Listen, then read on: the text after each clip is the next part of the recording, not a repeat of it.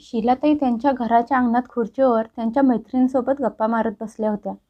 तेवढ्यात आरतीने तिच्या सासूला आवाज देऊन बोलावलं आणि हळू आवाजात म्हणाली, आई, तुम्ही बाहेर आरामात गप्पा मारत बसलाच आहात, तर मग माझं एक काम करा. या एवढ्या वाट्यांच्या शेंगा बाहेर घेऊन सगळ्यांच्या समोर ठेवा. गप्पा मारता मारता तेवढ्या शेंगा पण सोलून होतील आणि तुमच्या गप्पा पण मारून होतील. शीलाताई सुनेकडे मोठे डोळे करून बघत म्हणाल्या, अच्छा, आता तू मला घरातली कामं करायला सांगणार आहेस का? आणि तुझी अशी इच्छा आहे की या वाटांच्या शेंगा मी माझ्या मैत्रिणींच्या समोर सोलायला नेऊन ठेवू? तुझं डोकं तर ठिकाण्यावर आहे ना? आरती तिच्या सासूकडे शेंगांची पिशवी देत म्हणाली, आई, तुम्ही सगळ्या आरामात गप्पा तर मारत बसला आहात. मग मोकळ्या वेळात काम केलं तर त्यात चुकीचं काय आहे? संध्याकाळी घरात एवढे पाहुणे येणार आहेत. घरात एवढी सगळी कामं आहेत. आता तुम्हीच विचार करा, जर मी एकटी या शेंगा सोलायला बसले तर मग घरातली बाकीची कामं कधी करणार? तुम्हाला माहीत आहे ना, आज आपल्या घरी सत्यनारायणाची पूजा आहे. सगळ्या पाहुण्यांना आपण घरी आमंत्रण दिलं आहे. तिची सासू हात हलवून म्हणाली, हो हो, मला माहीत आहे. पण मला माहीत आहे याचा अर्थ असा नाही की मी हे काम करणार आहे आणि माझ्या मैत्रिणींकडून पण करून घेणार आहे. असं म्हणत तिची सासू परत बाहेर येऊन त्यांच्या मैत्रिणींच्या सोबत गप्पा मारायला लागली. आरती पण काही कमी नव्हती. सासू वाटाणा सोलायला बाहेर घेऊन गेली नाही म्हटल्यावर ती स्वतः वाटाण्याच्या शेंगांची पिशवी आणि एक भांडं घेऊन बाहेर आली आणि सगळ्यांच्या मध्ये ठेवत म्हणाली, अहो काकू, तुम्ही सगळ्या आरामात गप्पा मारत बसलाच आहात, तर माझं एक काम करा. या वाटाण्याच्या शेंगा तेवढ्या सोलून द्या. या बदल्यात मी तुमच्या सगळ्यांसाठी चहा नाश्ता बनवते. हे ऐकून गप्पा मारत बसलेल्या आजूबाजूच्या बायका खुश होऊन म्हणाल्या, अरे वा सुनबाई, या शेंगा सोलण्याच्या बदल्यात जर आम्हाला चहा नाश्ता मिळत असेल तर यात वाईट काहीच नाही. लगेच त्या सगळ्याजणी म्हणाल्या, आण सुनबाई, आम्ही या शेंगा सोलून देतो.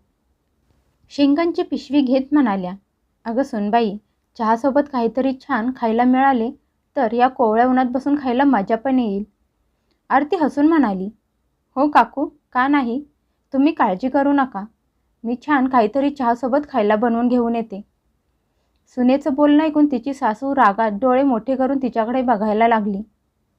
आरती हसत सासूकडे बघत घरात निघून गेली. थोड्या वेळाने आरती सगळ्यांच्यासाठी चहा नाश्ता घेऊन आली.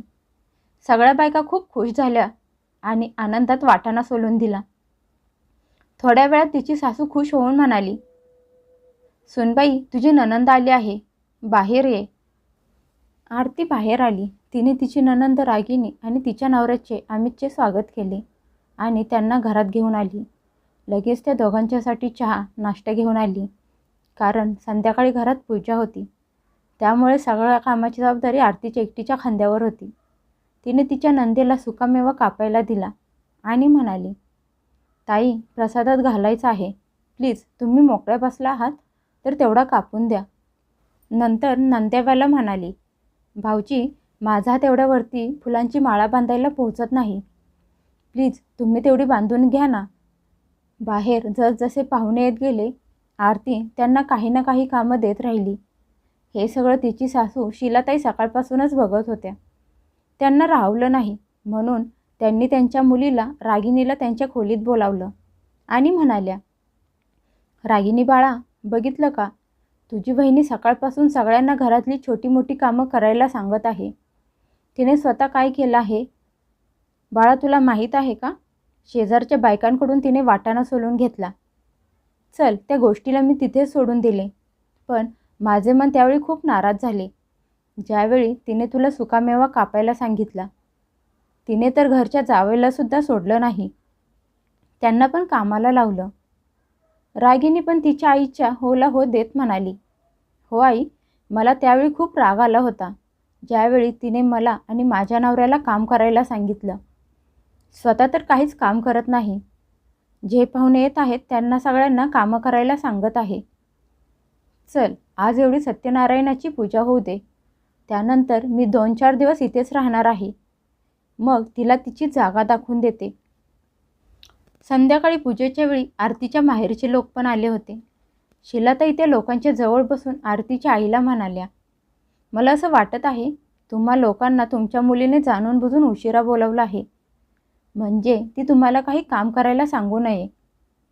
नाहीतर घरात जेवढे पण पाहुणे आले आहेत त्यांच्याकडून काही ना काही कामं तिनं करून घेतली आहेत. तिने तर आजूबाजूंच्या बायकांकडून पण कामं करून घेतली आहेत. हे ऐकून तिची आई चकित झाली आणि म्हणाली, अच्छा, आरतीनं असं केलं आहे का? तिची ही जुनी सवय जाणार नाही. तेवढ्यात आरतीची धाकटी बहीण दिव्या म्हणाली, हा तर ज्याचा त्याचा टॅलेंट आहे की कुणाकडून कुठल्या प्रकारची कामं करून घ्यायची असतात. नाहीतर आई तूच बघ, ताईने जर एवढं सगळं काम एकटीने केलं असतं तर त्या बिचारीच्या एकटीच्या अंगावर किती कामं पडली असते. हे ऐकून तिच्या आईने तिला डोळ्यांनी शांत बसण्याचा इशारा केला. शीलाताई बसल्या बसल्या म्हणाल्या, काय हो ताई, तुमच्या इकडे मुलीच्या सासरी मोकळ्या हाताने यायची परंपरा आहे का? आरतीची आई म्हणाली, अहो शीलाताई, असं काहीच नाही. तेवढ्यात दिव्या परत चेष्टा करत म्हणाली, काय हो काकू, बघा ना कोण मोकळ्या हाताने आला आहे. आईच्या हातात पर्स आणि पिशवी आहे, माझ्या पण हातात आहे, आणि आमच्यासोबत 5 प्रकारच्या मिठाई पण घेऊन आलो आहोत आणि फळं पण घेऊन आलो आहोत. मग यापेक्षा अजून काय घेऊन यायला हवं होतं? शीलाताई तिच्याकडे डोळे मोठे करून बघत म्हणाल्या, तुम्ही तुमच्या मुलींना शांत बसायला शिकवलं नाही का? तुमच्या दोन्ही मुलींची तोंडं खूप चुरूचुरू चालतात. आरतीच्या आईने दिव्याला इशारा केला की जाऊन बहिणीची मदत कर. नंतर शीलाताईंच्या समोर विषय बदलण्याचा प्रयत्न करायला लागल्या. पूजा संपल्यानंतर आरती तिच्या आईबाबांना म्हणाली, आई बाबा, आज रात्री तुम्ही लोक इथेच राहा. एवढ्या रात्री कुठे जात आहात? सगळे लांबचे पाहुणे तर राहणार आहेत, मग तुम्ही पण थांबा. तेवढ्यात तिची सासू मागून टोमणा मारत म्हणाली, हो हो, तुम्ही लोक थांबा, पण तसंही मुलीच्या घरी राहायचं, खायचं प्यायचं नसतं. असं केलं तर पाप लागतं. पण तुम्ही लोक हे सगळं कुठे मानता? मी असं ऐकलं आहे की जे लोक मुलीच्या घरी राहतात ते सरळ नरकात जातात. तरी पण तुम्हा लोकांची मर्जी. हे ऐकून आरतीने तिच्या सासूकडे रागात डोळे मोठे करून बघितले.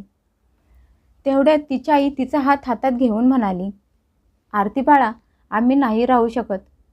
आणि तसंही तुझ्या घरात आज खूप पाहुणे राहिलेले आहेत. तू त्या लोकांकडे बघ, आमची काळजी करू नकोस. आम्ही गाडी घेऊन आलो आहोत. आम्हाला कुठे बसची किंवा ट्रेनची वाट बघायची आहे. असं म्हणत निरोप घेऊन ते लोक निघून गेले. आरती सगळे लोक गेल्यानंतर घरातली साफसफाई करायला लागली. तेवढ्यात तिच्या सासूचा आवाज आला, सुनबाई, 1 कप गरम गरम चहा मिळाला असता तर बरं झालं असतं. आरतीने ऐकलं होतं पण काही उत्तर दिलं नाही आणि जाऊन तिच्या नंदेला म्हणाली, ताई, खूप दिवस झालं तुमच्या हातचा चहा पिला नाही. प्लीज तुम्ही तेवढा बनवा ना. तुम्ही खूप छान चहा बनवता. मला तुमच्यासारखा चहा बनवता येत नाही. रागिनी नकार देणारच होती. तेवढ्यात अमित मध्येच म्हणाला, हो हो, का नाही बहिणी, रागिनी खरंच खूप छान चहा बनवते. रागिनीने नवऱ्याकडे रागात बघितली आणि किचनमध्ये चहा बनवायला गेली. तेवढ्यात आरतीने बाहेर येऊन विचारलं, कोण कोण चहा पिणार आहे? तसा सगळ्या पाहुण्यांनी चहा प्यायला होकार दिला. आरती तिच्या नंदेला म्हणाली, ताई, 10-12 कप चहा बनवायचा आहे. हे ऐकून रागिनी चकित झाली आणि मागे वळून आरतीकडे बघून म्हणाली, वहिनी, मला तर वाटलं होतं की 2 कप चहा बनवायचा आहे. आरती हसून म्हणाली, ताई, 2 कप आणि 12 कप बनवण्यात काय अंतर आहे? बनवा ना, मी तोपर्यंत बाकीची कामं संपवते. रागिनी रागात किचनमध्ये चहा बनवायला लागली. सगळे लोक जाऊन झोपले, पण आरती रात्रीचा 1 वाजला तरी घरातली कामं आवरत होती. रात्री सगळ्यात उशिरा झोपून सकाळी सगळ्यात अगोदर उठली होती. साफसफाई करून तिने अंघोळ केली, देवपूजा केली, चहा बनवला आणि सगळ्यांना आवाज द्यायला लागली. एक एक करून सगळे उठायला लागले आणि आपापले कप घेऊन जायला लागले. आरती सगळ्यांना उठवत म्हणाली, चला पटपट उठा, आपापले अंथरूण उचलून ठेवा आणि अंघोळ करून घ्या. त्यानंतर मी इथे सफाई करायला येणार आहे. सगळे पाहुणे चकित झाले की सून असे कसे काय बोलू शकते. पण आरती तिचं बोलणं पूर्ण करून किचनमध्ये नाश्ता बनवायला गेली. थोड्या वेळात ती बाहेर आली आणि म्हणाली, अजूनपर्यंत कोणीही आपापला बिछाना उचलला नाही आणि नाही कोणी आंघोळ केली आहे. लवकर आंघोळ करून नाश्ता करून घ्या. सकाळचे 10 वाजले आहेत. तिची सासू एकसारखी तिच्याकडे बघत होती, पण आरती तिच्या सासूला इग्नोर करत होती. कारण तिला माहीत होतं की त्यांच्या नजरेला नजर दिली तर त्या मला काहीतरी बोलतील. थोड्या वेळाने आरती किचनमध्ये काम करत होती. तेवढ्यात बाहेरून गोंधळ ऐकायला आला, म्हणून ती किचनमधून बाहेर आली. तिने बघितलं तर मावशी सगळ्यांच्या बॅगमध्ये काहीतरी शोधत होत्या. आरती तिच्या नंदेला म्हणाली, ताई काय झालं? मावशी काय शोधत आहेत? रागिनी म्हणाली, वहिनी मावशीची चेन हरवली आहे. हे कोण? आरती म्हणाली, अरे अशी कशी सापडत नाही? मावशी तुम्ही चेन कुठे काढून ठेवली होती? मावशी म्हणाल्या, रात्री झोपताना काढून ठेवली होती. काही वेळ इकडे तिकडे शोधल्यानंतर रागिनी म्हणाली, बाकीचे सगळे पाहुणे इथेच आहेत. जर इथून कोणी गेले असेल तर ते आरती बहिणीचे माहेरचे लोक आहेत. मला तर असं वाटत आहे की तुझ्या भावाने चोरली असेल. एवढा ऐकताच आरतीचा पारा हाय झाला. आरती रागिनीकडे बघून रागात म्हणाली, ताई तुम्ही बोलताना विचार केला का आपण काय बोलतोय त्याचा? का फक्त बोलायचं म्हणून बोलत असता? माझा भाऊ चोरी का करेल? त्याला कुठल्या गोष्टीची कमी आहे? हे कोण? तिची सासू शीलाताई म्हणाल्या, मग असं होऊ शकतं तुझ्या बहिणीने चोरली असेल. आरती सासू आणि नंदेकडे बघून रागात म्हणाली, खबरदार जर माझ्या भावावर आणि बहिणीवर चोरीचा आरोप केला तर तुम्हा लोकांसाठी चांगलं होणार नाही. ज्या पद्धतीने तुम्ही लोक बोलत आहात त्या पद्धतीने मी पण बोलू शकते की अमित भाऊजींनी चोरी केली आहे. पण नाही, जर तुम्हाला सुनेच्या माहेरचे लोक एवढेच वाईट वाटत असतील तर कशाला कुटुंबात राहणारी मुलगी सून म्हणून करायची होती? एखादी अनाथ आश्रमातून आणायची होती ना. मावशी ओरडत म्हणाल्या, तुम्ही सगळे शांत बसा. इथे माझी चैन सापडत नाही आणि इथे सगळ्यांना आपापली पडली आहे. आरतीने सगळ्यांच्या बॅग चेक केल्या, फक्त तिच्या नंदेची आणि तिच्या नवऱ्याची सोडून. आरती सगळ्यांकडे बघून म्हणाली, आज सगळ्यांच्या बॅग चेक केल्या आहेत तर ताईंची आणि भाऊजींची पण बॅग चेक व्हायला हवी. हे कोण? रागिनी दचकली आणि म्हणाली, म्हणजे माझ्या आणि माझ्या नवऱ्याच्या बॅगेची चेकिंग होणार? आम्ही लोक चोर थोडीच आहोत. आरती सगळ्यांकडे बघून म्हणाली, का हो ताई, हे सगळे लोक चोर आहेत का? ते लोक पण त्यांच्या बॅग चेक करून देत आहेत ना, मग तुमच्या सामानाची पण चेकिंग होणार.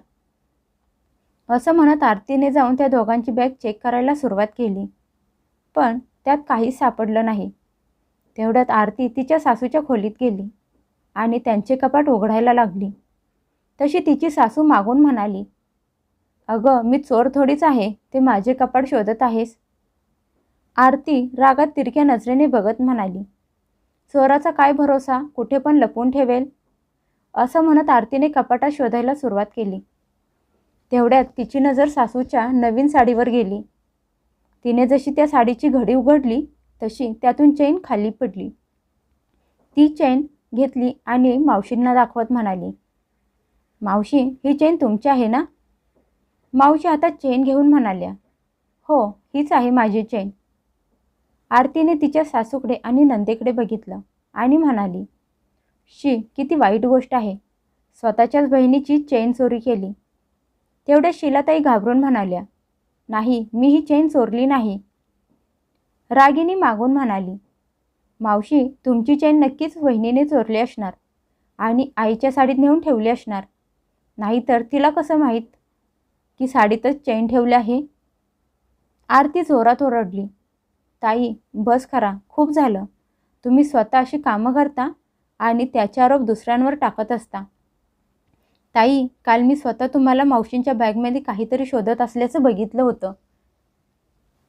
हे कोण? तिची सासू म्हणाली, आरती तू माझ्या मुलीला चोर बोलत आहेस? तुझी हिंमत कशी झाली असं बोलायची? आरतीने तिच्या सासूकडे बघितलं आणि भरल्या डोळ्यांनी म्हणाली, आणि तुमची मुलगी मला चोर बोलत होती तेव्हा? आरती तिच्या सासूला म्हणाली, आई मागच्या वेळी ताई आल्या होत्या आणि माझ्या कपाटातून मला न विचारता माझे ड्रेस, साड्या, नवीन चप्पल घेऊन गेल्या होत्या. त्यातले त्यांनी मला काहीच परत दिलं नाही. आणि दुसऱ्याला न विचारता जर त्याची एखादी गोष्ट घेतली तर त्याला चोरीच बोलतात. त्यामुळे मला ताईंच्यावर पूर्ण संशय आहे. रागिनी रागात म्हणाली, वहिनी, तू माझ्यावर असा कसा काय आरोप करू शकतेस? हो, मी तुझ्या वस्तू तुला न विचारता घेतल्या होत्या, कारण मला त्यांची गरज होती. आरती लगेच म्हणाली, ताई, तुमच्या गरजा अजून पूर्ण झाल्या नाहीत. फुकटची वस्तू दिसली की उचलायची. मग ती तिच्या नंदेच्या नवऱ्याकडे अमितकडे बघून म्हणाली, काय हो भाऊजी, ताईंच्या इच्छा पूर्ण करायला तुम्ही जास्त कमवत नाही का? अमित आरतीच्या नवऱ्याकडे राघवकडे बघून म्हणाला, राघव, तुझ्या बायकोला समजून सांग. माझ्या बायकोचा अपमान करू नकोस म्हणावं.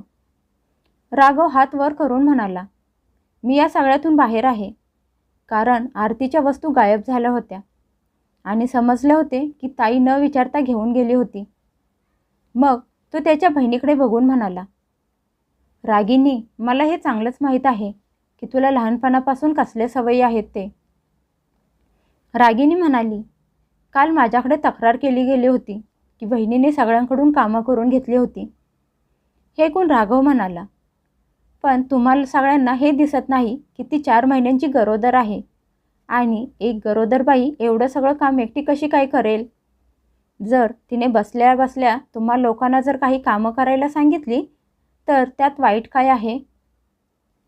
आरती रडत ओरडत म्हणाली, तुम्हा लोकांना नक्की माझ्याकडून काय प्रॉब्लेम आहे? मला फक्त एवढंच सांगा. तुमची इच्छा असेल की मी इथे राहू नये तर मी आत्ताच्या आत्ता इथून निघून जाते. सगळे पाहुणे शीलाताई आणि रागिनीला समजून सांगायला लागले.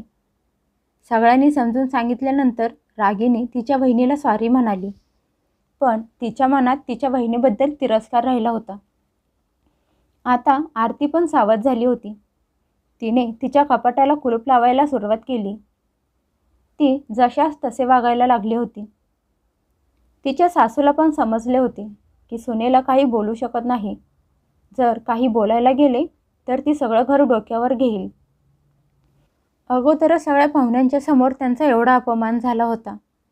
राघव त्याच्या बहिणीला म्हणाला, इथे अशी सारखी सारखी येत जाऊ नकोस. महिन्या 2 महिन्याला आली तर ठीक राहील. मग राघव त्याच्या आईकडे बघून म्हणाला, जर माझ्या बायकोच्या अशा अवस्थेत तुम्ही लोकांनी काळजी घेतली, तिचं मन राखलं, तर माझ्याकडून तुम्ही लोक अपेक्षा करू शकता, नाहीतर विसरून जा. रागिनी तिच्या भावाकडे बघून म्हणाली, अरे दादा, तू काळजी करू नकोस.